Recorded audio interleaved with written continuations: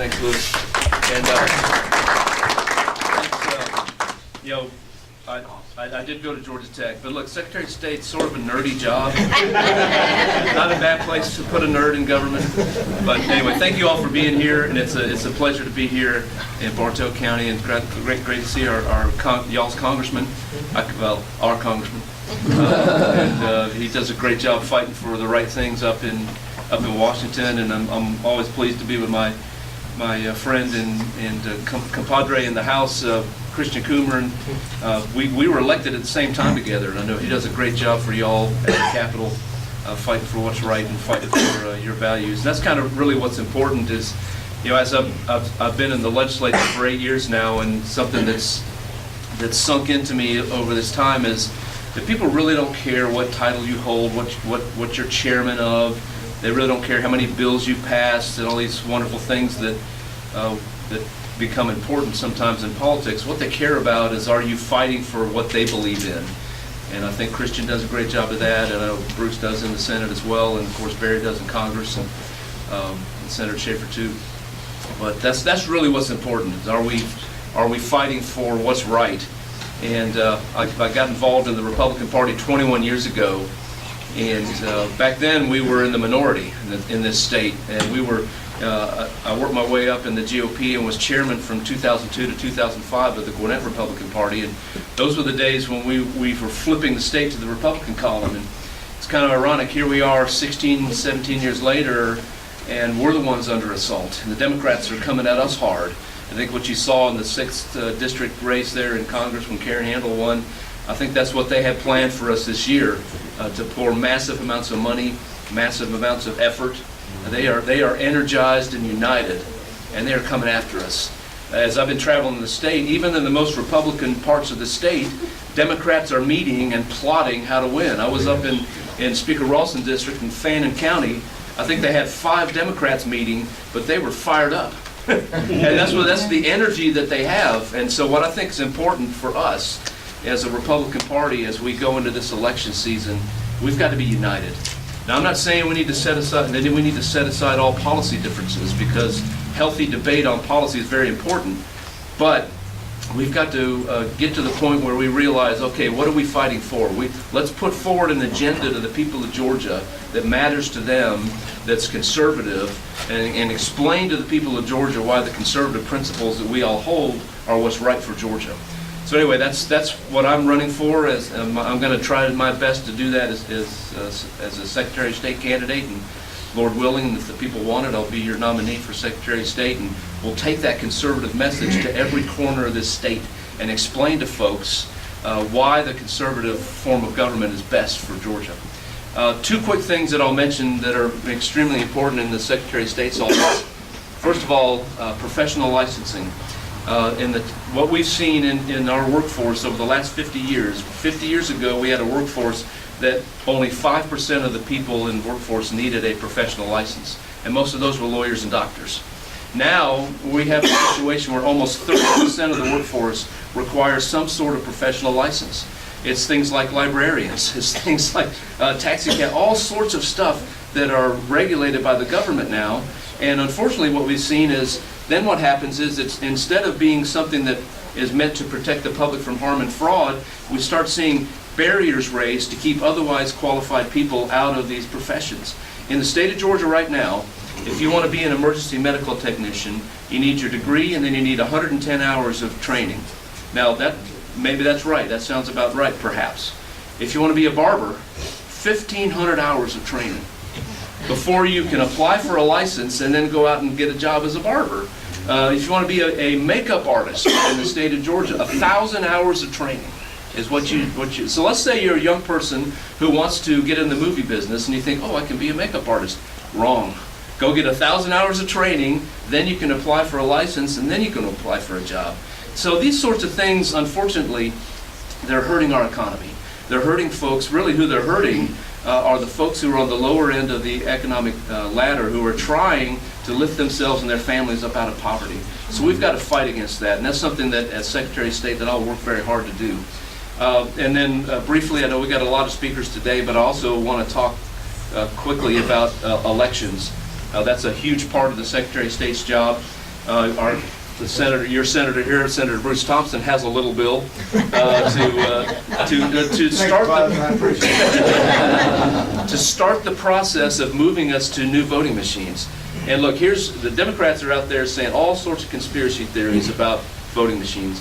Here's really why we need the bill that Senator Thompson has introduced and passed out of the Senate. As I've been traveling the state talking to elections officials, what you find is our machines are getting old. Most of them were purchased in the early 2000s. Some of them are now 15, 16 years old. And elections officials are having a harder and harder time getting enough machines up and running to properly conduct an election. And we're going to face that really in the next few years if we don't start the process of making a change. And it passed out of the Senate, I think, with broad bipartisan support. Unfortunately, what's happened now is conspiracy nuts have gone berserk. And we're facing a real problem in the House. The Democrats have locked down against it. It's kind of odd. The Democrats are screaming for new voting machines, but here we have a bill to do it, and they're going nuts. So we're working on that, and hopefully in these last few days of the session, we can get something moving forward that we can start this process. And what you find is Senator Thompson's bill does, and what you find in 70% of the country, people vote on machines that have paper. Either a paper receipt that you can look at and know that your vote was counted accurately, or actually hand-marking paper ballots. That's what most of the country does, and that's what I believe, and I know Senator Thompson and others who support that bill believe, that we need to do in Georgia.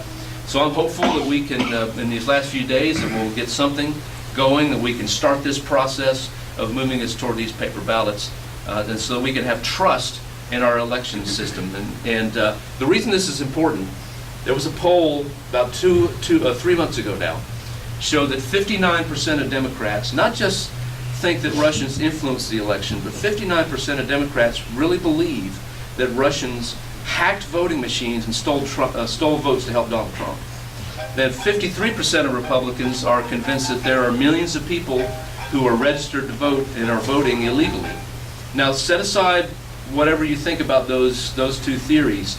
The problem is we're reaching a point in our country where no matter who wins an election, there are going to be large chunks of the population who are going to think that the winner got there by some sort of fraud. And that's a problem. If people can't trust that when Barry Loudermilk wins that he's the real winner of the election, then we've got a big problem. It makes it very tough for him to go to Washington and represent us when most of his constituents think he stole the election. So we have to address this whole issue of trust.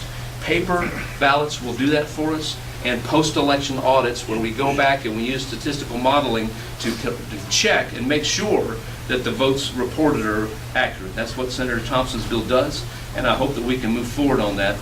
I'm endorsing your bill, sir. You get your colleagues in the House to do something. Yes, we're trying. We're working hard. The Republicans support it. But we've got to get this thing moving forward. Anyway, the last thing I'll leave you with: we've got some great candidates running for Secretary of State. We really do.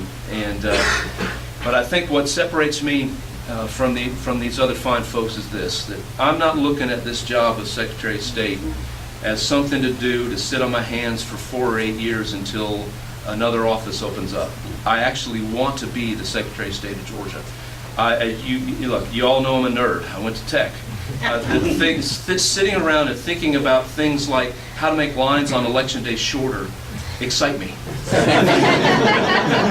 Thinking about how can we process business applications for new businesses quicker and faster to get people out there so they can open their business faster. That kind of stuff excites me, and that's what I want to do as Secretary of State. And I'm not going to immediately look for some other office to run for. I'm going to stay there as long as the voters allow and the Lord allows until I've accomplished the goals that I have for this office. And that's that we have the best election system in this country, and that we are not just the best state to do business in, but also the easiest state to do business in. And that's what I want to accomplish. And the last thing I'll say is this, that one of my favorite movies is the movie Braveheart. And there's this great scene in that movie where William Wallace looks at the Scottish nobles and he says to them, he says, "You think that the people exist to provide you with a position, but I think your position exists to provide people with freedom." And honestly, when at the end of the day, every office that's created by our Constitution, whether it's senator or lieutenant governor or congressman or secretary of state, it exists really to protect the freedom of the people. And that's what Secretary of State's office is supposed to do. And I promise you, if I'm your Secretary of State, I'll wake up every day and I'll remember that my job is really to fight for your freedom. And that's what I'll do every day. We've got some literature here. We've got some signs. Jonathan back here has a sign-up sheet if you'd love to be added to our email list to receive information on our campaign. And again, it's an honor to be here today, and I ask for your vote in the May 22nd primary. Thank you very much. Thanks for having me, Lewis.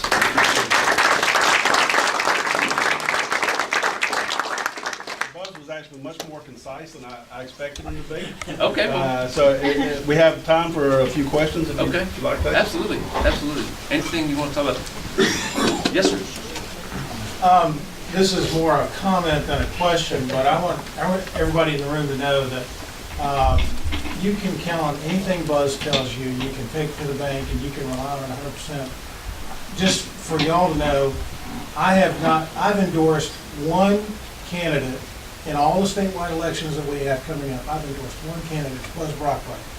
Not because the other elections aren't important or because there aren't great people running in those races, but because I think in his race in particular, there's such a stark, distinct difference between what Buzz brings to the table and the other candidates that we just cannot afford to leave this particular race to chance. It's a down ballot race. It's not the governor's race. It's not the lieutenant governor's race. It's a race that doesn't get as much attention as those. But it's one as Republicans, excuse me, that if we don't win it and we don't have the right person in our office, we set ourselves up for some real significant challenges of potential failures down the road. And that's why I'm endorsing and supporting Buzz 100%. I've given him money. I've asked him to come speak to other groups. And I would ask every one of you, if you've already decided to vote for somebody else, change your mind. If you haven't decided, then get in touch with Buzz and work for his campaign. He is the best. You want to travel the state with me to all that? No, Christian's a good friend, and it's an honor to have your support, sir. Thank you. Thank you. Pretty hard act to follow. I have a question. Yes, sir. You talked about licensing, which is, I agree, is a horrendous infringement upon the free market. Especially when you start talking about cosmetologists and makeup artists and such. What power do you have as Secretary of State to impact that, and how much do you have to rely on the state legislature? So there's an entity called the Georgia Occupational Regulation Review Council. Only government could invent a name like that, but it has two functions. First function is to, when a legislature proposes a new license, this panel reviews it and makes a recommendation to the legislature whether that profession should or should not be licensed. But the second thing is actually a bill that Senator Schaefer passed a few years back. Is it empowered this council to receive periodic reports from each licensing board, where each licensing board says, here's why our profession needs to continue to be licensed, and here's what the regulations are, so we can evaluate it and say, do we need to continue to do this? Is there another way to handle this? Like librarians. I am sure that your local library board can evaluate the talent that comes in and says, yes, this person's qualified to be a librarian. I don't know that we really need the state of Georgia to have an entire board that looks at that. So I think we need to look at it that way. We can use this panel. The Secretary of State is on GORC, this review council. And they're not doing these periodic reports. And so I issued a resolution this year. The House passed unanimously to call on this review council to perform these periodic reports. We had a couple of bills in the session this year to increase the regulation, one on massage therapists to require more training. We were able, because we got this resolution passed, to halt that bill and say, wait a minute, let's stop this. Let's get this review council reviewing what these boards are doing so the legislature can get involved and make sure that, and beat back some of this regulation. So I think that's kind of the role the Secretary of State can play, is gather this information, use the bully pulpit of the Secretary of State's office to encourage the legislature to act, and work with the licensing boards. relationships in politics are incredibly important. So I think developing relationships with these licensing boards and say, let's work together, let's help them do their jobs properly and keep bad actors out of these professions, but then let's don't keep otherwise qualified people out of these professions. Let's let people get to work. And so I think through that combination of stuff, we can really turn the tide. Thanks. Great to see. Any other questions? All right. I was just going to say, as a member of former licensing board, how do you activate that commission? Does the commission come around, or do you have to approach the commission, or go through the Secretary of State? Because we tried to make some changes when I was on the board. The law in Georgia kind of makes us operate illegally with the IRS. Oh, And that might be a problem. as a business owner, yes, I operate scared every year. Yeah. And so my question is, how can it get activated?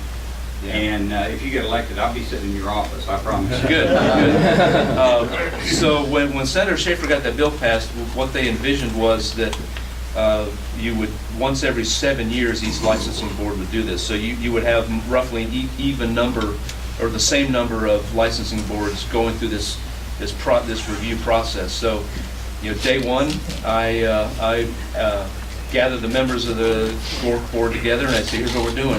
Here's 1/7 of the licensing boards, and we're going to contact them, and we give them 30, 45 days to generate, or whatever, 90 days, whatever they need to generate a report, and then start looking at it. Pour through that report, and then report back to the legislature on what we find and what recommendations we might have for the legislature regarding each of those licensing boards. Most of them are doing fine. But there are a few examples, as I mentioned, and unfortunately, those are the ones that are really putting the stiff arm to folks who are lower income folks who are trying to lift themselves out of poverty. So I think that we focus our attention on those first, and then we just continue to run through this every 7 years. And there's hunger in the House as I've been working on this. There's hunger in the House to grab a hold of this issue and do something. One of my colleagues from Snellville, Brett Harrell, got excited about this and got the House to create a study committee to review all of this. So it's, now we've got some momentum. We've got to keep it going and really reform and make sure that we're we're the best state and the easiest state to do business in this country. Also, thank you. Thanks again.